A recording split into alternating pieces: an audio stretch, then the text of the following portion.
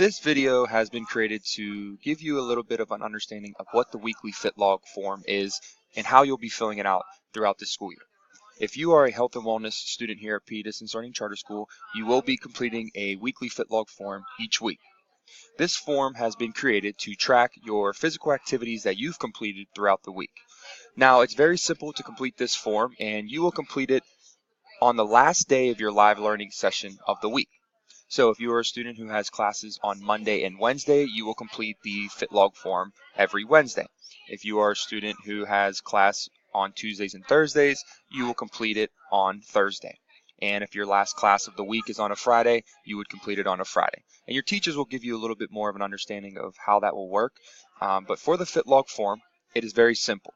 You will be presented this form each week, and you will complete it by filling out what physical activities you did for that week.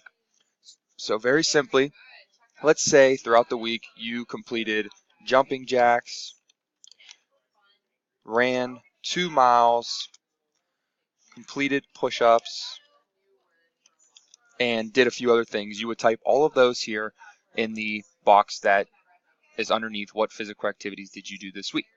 Now, the next part is very important, and you are required to get at least 3 hours, which is 180 minutes of physical activity in the week. So, did you get 3 hours? Yes, you would click yes. If not, you would click no. But the goal is for all of you to click yes each and every week so you get your participation points for the weekly fit log form. Once you complete that and you've clicked yes, you need to make sure that you click the submit button.